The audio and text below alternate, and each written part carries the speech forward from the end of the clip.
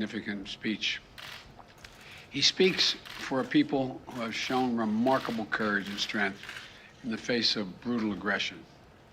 Courage and strength that's inspired not only the Ukrainians, but the entire world. Putin is inflicting appalling devastation and horror on Ukraine, bombing apartment buildings, maternity wards, hospitals. I mean, it's god-awful. I was speaking about this with our commander behind me here, General Milley. I mean, it just is amazing. Yesterday, we saw reports that Russian forces were holding hundreds of doctors and patients hostage in the largest hospital in Mariupol. These are atrocities. They're an outrage to the world. And the world is united in our support for Ukraine and our determination to make Putin pay a very heavy price. America is leading this effort, together with our allies and partners, providing enormous levels of security and humanitarian assistance that we're adding to today, and we're going to continue to do more in the days and weeks ahead. We're crippling Putin's economy with punishing sanctions that's going to only grow more painful over time, with the entire NATO and EU behind us and many other countries. What's at stake here are the principles that the United States and the United Nations across the world stand for. It's about freedom. It's about the right of people to determine their own future. It's about making sure Ukraine will never be a victory for Putin, no matter what advances he makes on the battlefield. The American people are answering President Zelensky's call for more help, more weapons for Ukraine to defend itself, more tools to fight Russian aggression. And that's what we're doing. In fact, we started our assistance to Ukraine before this war began, as they started to do exercises along the Ukrainian border, the Russians, starting in March of last year. We took the threat of Putin invading very seriously, and we acted on it.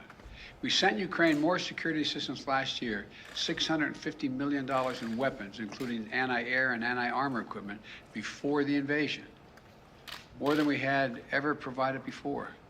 So when the invasion began, they already had in their hands the kinds of weapons they needed to counter Russian advances. And once the war started, we immediately rushed $350 million in additional aid to further address their needs.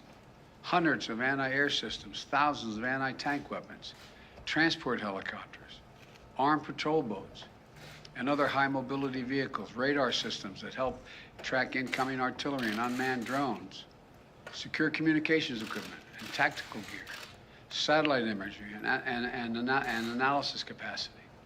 And it's clearly helped Ukraine inflict dramatic losses on Russian forces. On Saturday, my administration authorized another $200 million to keep a steady flow of weapons and ammunition moving to Ukraine. Now I'm once again using my presidential authority to activate an additional security assistance to continue to help Ukraine fend off Russia's assault, an additional $800 million in assistance. That brings the total of new U.S. security assistance to Ukraine to $1 billion just this week.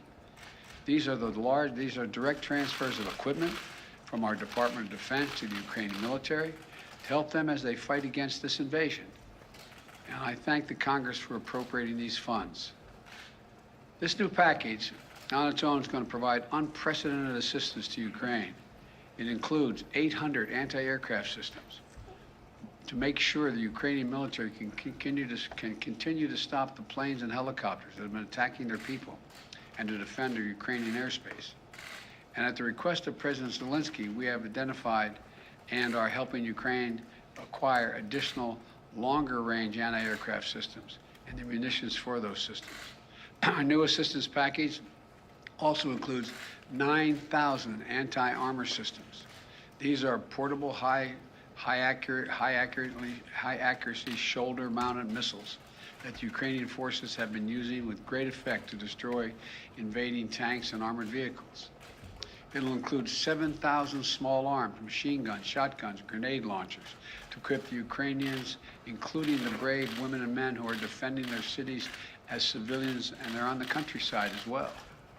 And as well as the ammunition, artillery, and mortar rounds to go with small arms, 20 million rounds in total, 20 million rounds. This will include drones, which demonstrates our commitment to sending our most cutting-edge systems to Ukraine for its defense.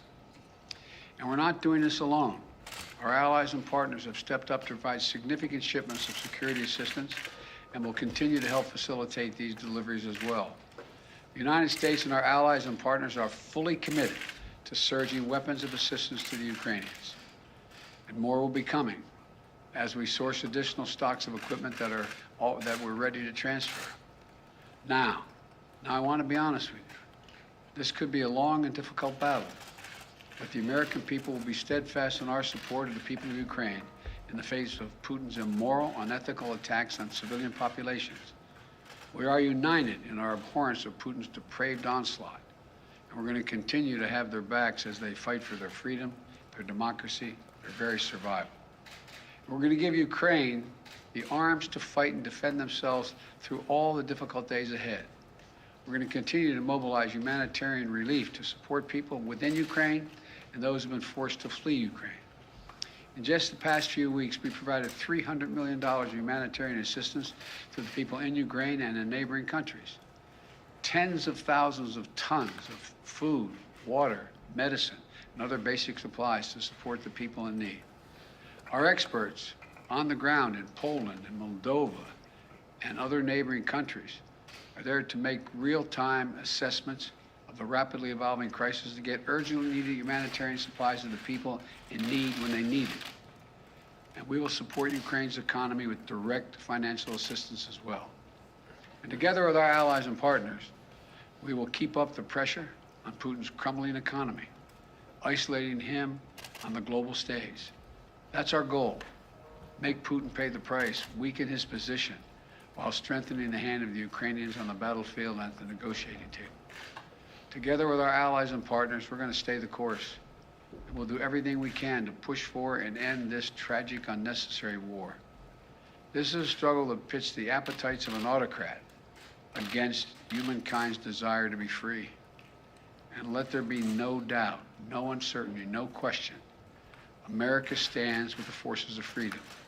We always have and we always will. I thank you all and God bless you, and I'm going to walk over and sign this bill to allow the drawdown of those materials. And may God protect their young Ukrainians who are out there defending their country.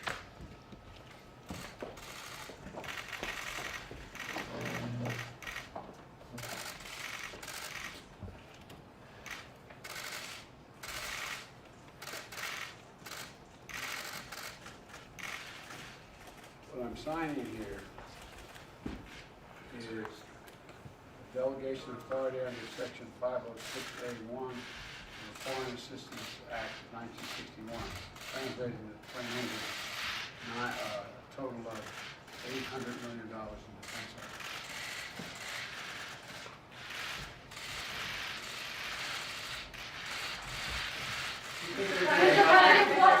Mr. President, what will it take for you to send the Polish MiGs that President Zelensky is asking for? I'm not going to comment on that right now. I'm not going to comment anything other than what I told you to say. Thank you. Mr. President, quickly, you did just say that Putin is going after maternity wards, hospitals. Are you ready to call him a war criminal?